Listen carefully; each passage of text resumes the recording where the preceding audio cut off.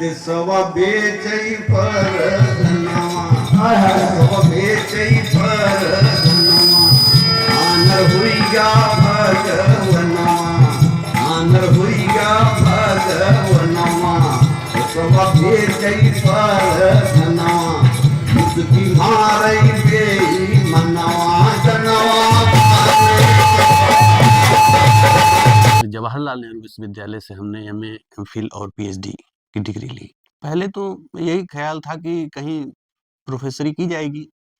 जब मैं तो अखबार से आया था, अमर उजाला में था। पिताजी हमारे जीवन भर भैंस के चरवाह रहे और जीवन भर घास किए। इस भ्रष्टाचार को जो आपके घर में, आपके किचन में, आपके बेडरूम में, आपके ड्राइंग रूम में अपने तमाम रूपों में पहुंच गया है, और जिसने हमारी सौंदर्य चेतना को, हमारे एस्थेटिक सेंस को भ्रष्ट कर दिया है कि हमको हीनता में ही श्रेष्ठता चाहिए, गुड, हमको क्षुद्रता में ही प्रतिष्ठा जो चाहिए, और उसमें तमाम किस्म के विज्ञापनी, सिनेमाई, क्रिकेट के जो विकार हैं, ये हमारी पीढ़ी को दूषित कर रहे हैं।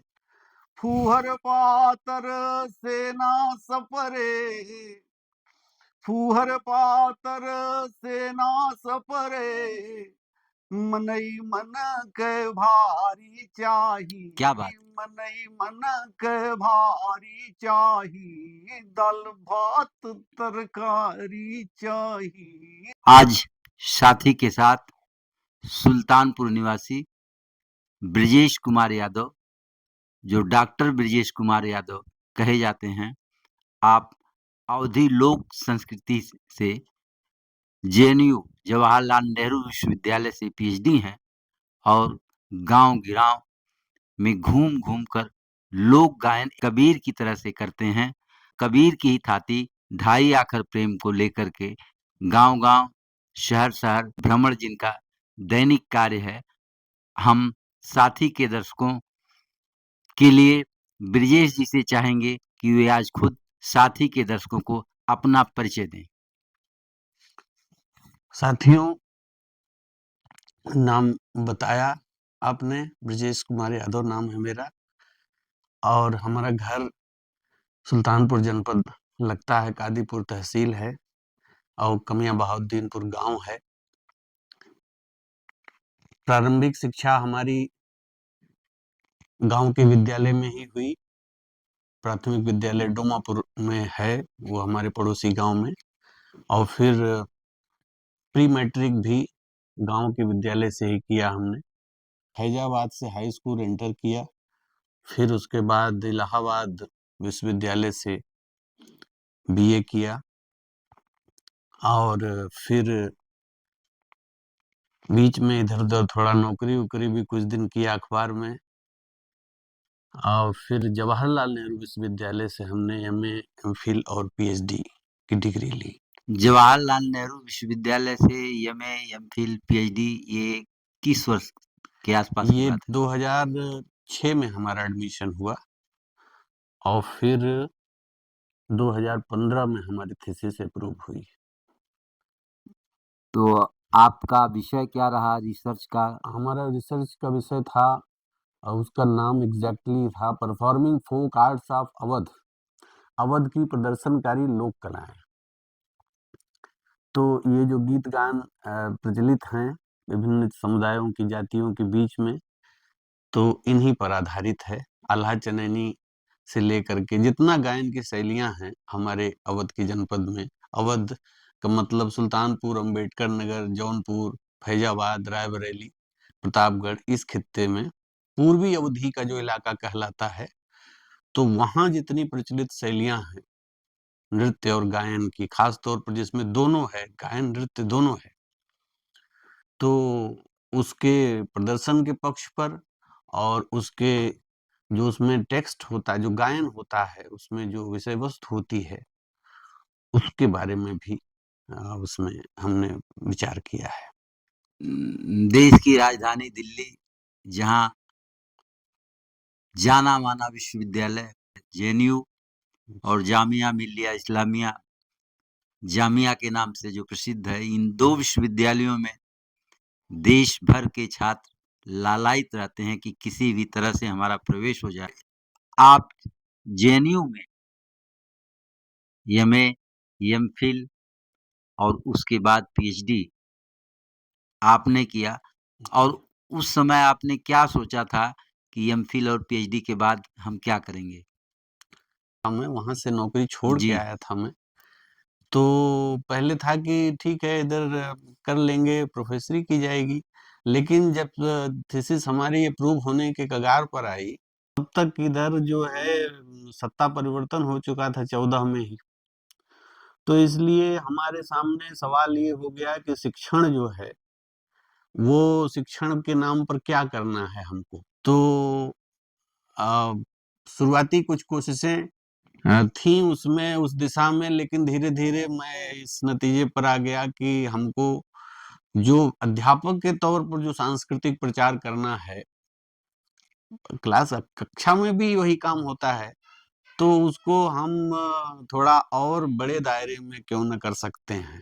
तो एक सामान्य से दिखने वाले सामान्य कद-काठी हमेशा इसी पायजामे, कुर्ते और पगड़ी बाँधे जब आपका लोक गायन होता है, जब आप लोगों के बीच में होते हैं, लोक के बीच में होते हैं, तो लोग बरबस ही कहते हैं, ये कबीर के राही ब्रजेश कुमार यादव या डॉक्टर ब्रजेश को जो प्यार मिलता है, जो स्नेह मिलता है, जो आपके गायन से जो लोग प्रभावित हैं, उसमें आपको कैसा लगता है कि किसी विश्वविद्यालय में आप किसी कक्षा में अध्यापक होते या जो ये लोक या लोगों के बीच में जो आप अध्यापन वास्तविक रूप से लोक गायन से कर रहे हैं, लोक संस्कृति से कर रहे हैं, कैसा लगता है?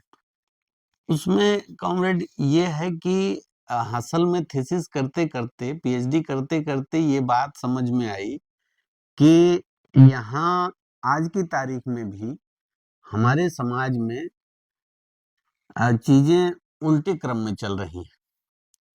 तो वो उल्टा क्रम जो है, वो उल्टा क्रम जब हमने देखा तो कबीर साहब भी उल्टे क्रम की बात, उलट बाँसी की बात कर रहे हैं।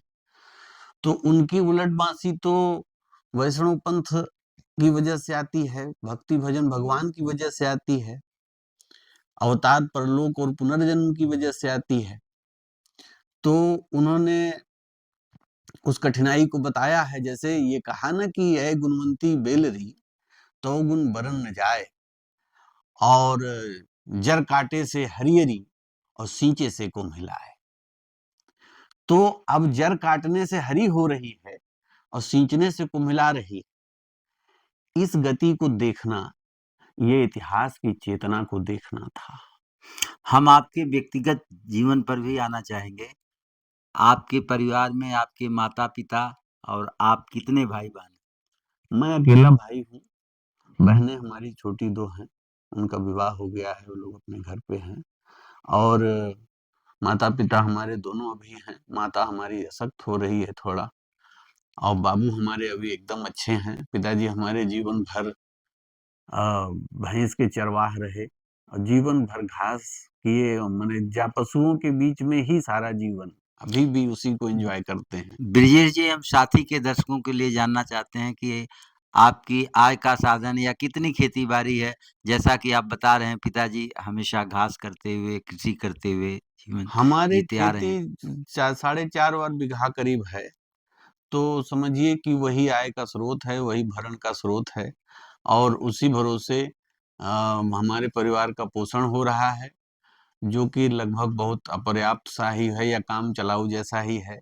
बाकी हमारा जो काम-काज है, वो तो कुछ तो मैं हम लोगों को सट्टा-बयाना मिलता है, तो उसमें कुछ पैसे मिलते हैं, उससे खर्चा चलता है और बाकी ये है कि जहाँ-वहाँ आना-जाना होता है, तो साथी लोग किराया भाड़ा वहाँ मिल ही जाता है और बाकी कुछ लोग चंदा भी हमको देते हैं, हमारे साथी जो यहाँ-वहाँ पे तैनात हैं, तो उनकी मदद भी हमको तो इस तरह से ऐसे सवाल है जेएनयू से डॉक्टरेट की डिग्री, वो भी अवधी लोक गायन में और जो आप कर रहे हैं। जी। आपको कबीर का ढाई आखर प्रेम या कबीर की राह पर चलना कैसा लगता है? युवाओं से या हमारे साथी के दर्शकों से आप क्या कहना चाहते हैं? साथियों से हम ये कहना चाहते हैं कि तत्वदर्शी होना, यथार्थदर्शी होने की जो ज़रूरत है, वो हमें कबीर साहब से मिलती है। वो बौद्धों के, वज्रयानियों के, सिद्धोनाथों की गौरवशाली परंपरा से मिलती है और अपने सत्य के साथ अडिग हो जाना, लड़ जाना, अड़ जाने की जो ताकत है, जो साहस है, वो हमको बड़ा बनाता है। वो निश्चित रूप से उसका उसका ही भविष्य है। हमको उसमें कुछ दस्तावेजी काम तैयार कर देना है, कुछ चीज़ों का। आज सोशल मीडिया पर यूट्यूब के ज़रिए, तमाम सोशल मीडिया के प्लेटफ़ॉर्मों के ज़रिए युवाओं को, युवतियों को जिस तरह से भ्रमित किया जा रहा है, जिस तरह से अश्लीलता अपने चरम पर है, सीधे-सीधे जो गीत और गाने इतने अश्लील हो रहे हैं, एकदम नंगा नाच जिसे कहते हैं, वास्तव में सोशल मीडिया पर नंगा नाच हो रहा है। ऐसे में आप कबीर के ढाई आकर प्रेम को, या जो जिस यथार्थ की बात ब्रजेश जी कर रहे हैं, ब्रजेश जी उस यथार्थ से कैसे जोड़ेंगे लोगों को? सिर्फ एक सूत्र के रूप में ये कहना है कि एक तो भक्ति से खबरदार, या इसको ऐसे कहिए कि जो वैष्णवपंथी धर्म है, संस्कृति है, इसके प्रपंच से सावधान, और दूसरा पूंजीवादी ठगी से, झूठ से खबरदार। ये 2 फंदे बेसिकली कबीर साहब ने एक फंदे की बात कही है, हमको कहना है कि 2 फंदे काम कर रहे हैं। ये डबल फांस है बेसिकली। तो कबीर के समय जो सनातन या धार्मिक चीज़ें थी, या जो धर्म और समाज उस पीरियड में, जिस पीरियड में वो थे तब तो था, लेकिन 18वीं शताब्दी के बाद देश और दुनिया के अंदर जो क्रांति हुई, औद्योगिक क्रांति हुई, और खास करके जब भौतिक समाज डेवलप हुआ, वो यूरोप के कंट्रीज में बहुत पहले 18वीं शताब्दी में ये सब चल रहा था। लेकिन 18वीं शताब्दी के बाद 19वीं शताब्दी में भारत या भारत जैसे विकासशील देश आर्थिक आत्मनिर्भरता, भौतिकवादी समाज जब बनता गया, तो ऐसे भौतिकवादी समाज में तो ये मानना ही पड़ेगा जो आप कह रहे हैं कि भक्ति या भक्ति अवतार अवतार, इनसे हट करके ये जो तत्व है, तत्व क्या है? भौतिकवादी। ये भौतिकवादी दर्शन है। इस भौतिकवादी दर्शन के बीच में जो अप संस्कृति है, या लोक संस्कृति है, या कबीर के समय से चलती आ रही जो ढाई आखर प्रेम की यात्रा है, आज इस भौतिकवादी समाज में अपने युवाओं को, युवतियों को, या समाज को कैसे लोक से जोड़ा जाए, लोक संस्कृति से जोड़ा जाए, ताकि वे समझ सकें कि हमें क्या करना है समाज के लिए, खुद के लिए, परिवार के लिए, देश के लिए, दुनिया के लिए। जी। ब्रिजेश जी। देखिए, जो पूंजीवादी अपसंस्कृति है, पूरा भ्रष्टाचार है वो एक तरह से। इस भ्रष्टाचार को जो आपके घर में, आपके किचन में, आपके बेडरूम में, आपके ड्राइंग रूम में अपने तमाम रूपों में पहुंच गया है, और जिसने हमारी सौंदर्य चेतना को, हमारे एस्थेटिक सेंस को भ्रष्ट कर दिया है कि हमको हीनता में ही श्रेष्ठता चाहिए, गुड। हमको क्षुद्रता में ही प्रतिष्ठा जो चाहिए, और उसमें तमाम किस्म के विज्ञापनी, सिनेमाई, क्रिकेट के जो विकार हैं, ये हमारी पीढ़ी को दूषित कर रहे हैं। उनकी सौंदर्य चेतना को इन्होंने भ्रष्ट कर दिया है। तो इसलिए पूंजीवादी भ्रष्टाचार से, और मुख्य रूप से वैष्णवपंथी जो अंधकार है, वैष्णवपंथी जो आत्मघात है, अपने पतन के जश्न में डालता है, वो आत्मघात में ढकेलता है, पतन के जश्न में डालता हाँ, है। जो सेलिब्रेशन ऑफ सबॉर्डिनेशन है जी। तो इससे जो है हमारी नई पीढ़ी के साथियों को, खास तौर पर, यूं तो सबको खबरदार होने की जरूरत है, हम तो सबको सचेत करने की बात कर रहे हैं, मगर अगर नए पीढ़ी के लोगों को कहा जाए तो वो जितना ये पूंजीवादी विज्ञापनबाजी है इससे, और जितना वैष्णवपंथी भ्रष्टाचार है इससे, ये 2 नुक्तों पर हमारा सारा गीत गान इसी 2 नुक्तों इस पर हम अपने दर्शकों के लिए चाहेंगे कि लोक गायन में, या आप तो अवधि लोक गायन में पीएचडी हैं, जी। तो इस पर अगर कुछ रचनाएं आपके पास हों इस तरह की, जो सुना सकते हैं।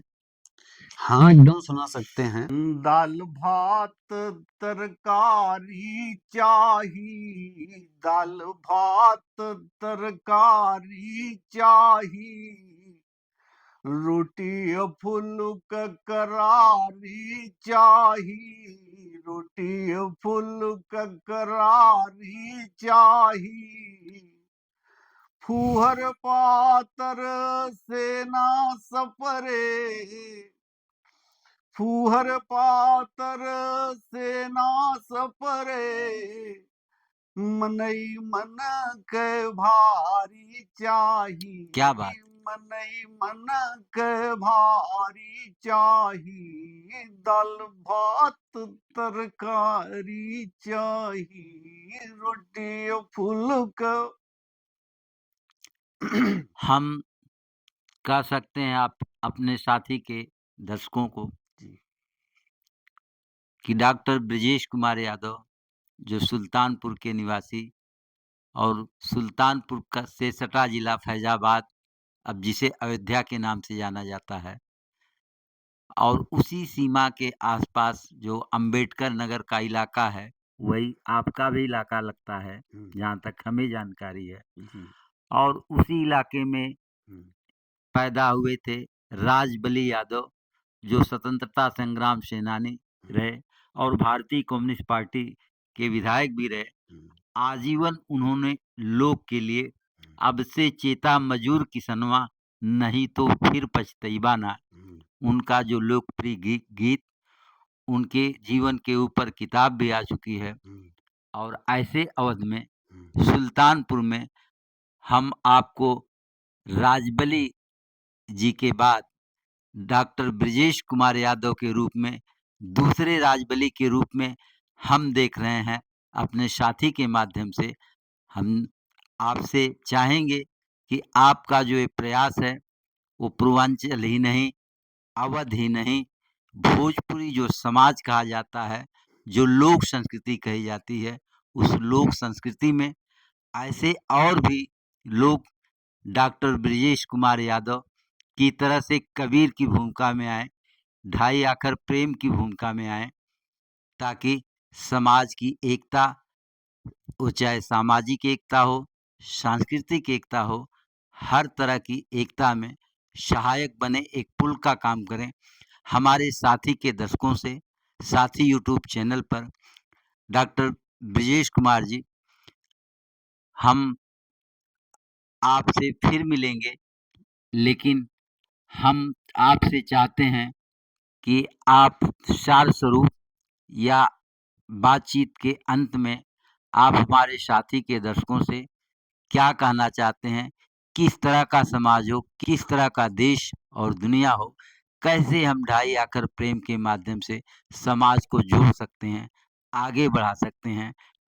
साथी के दर्शकों से हम ये कहना चाहते हैं कि जिस तरह की कोशिशें इस चैनल के द्वारा की जा रही हैं और जिस तरह से जनवादी पक्षों को और समाज के जीवन के, वस्तु जगत के यथार्थ को आपके सामने लाने की कोशिश इस चैनल के द्वारा की जा रही है, वह बहुत सराहनीय है। और ख़ास तौर पर इसलिए सराहनीय है कि इसके पीछे कोई व्यावसायिक उद्देश्य नहीं है। इसके पीछे शुद्ध वैचारिक और एक सांस्कृतिक उद्देश्य है। तो इसके कर्ता-धर्ता बधाई के पात्र हैं। जो बच्चे इसके लिए रिकॉर्डिंग करते हैं, कोशिश कर रहे हैं, वीडियो बनाते हैं और सामग्री उपलब्ध करते हैं और इसके लिए जितने प्रयत्न हो रहे हैं, मैं उनको उनकी कोशिशों के लिए साधुवाद कहना चाहता हूँ और ये कहना चाहता हूँ कि उनका हौसला बढ़े, उनकी हिम्मत बढ़े, उनका साहस बढ़े। और आप साथियों से कहना चाहता हूँ कि इस तरह के चैनल को आप सब्सक्राइब करें या जिस भी ढंग से सहयोग कर सकते हैं, इसको प्रसारित करें, इसको शेयर करें, ताकि जो वास्तविक पक्ष हैं जीवन के, समाज के विभिन्न तबकों के, विद्यार्थियों के, महिलाओं के, दलितों के, मजदूरों के, किसानों के और मध्यवर्गीय समाज में भी, शहरी समाज में भी जो ऐसी कोशिशें हैं, ऐसे लोग हैं, उनके बारे में एक तरह से कहिए कि दुर्लभ सामग्री निकाल करके ले आते हैं, खास लोगों को ले आते हैं। तो इसको आप प्रोत्साहन दें और इसके सहभागी बनें और इन बातों को आगे बढ़ाएं, समाज में जागरूकता फैलाएं, देश और दुनिया में अपना और अपने विचार को ऊंचा करें। बहुत बहुत धन्यवाद साथी।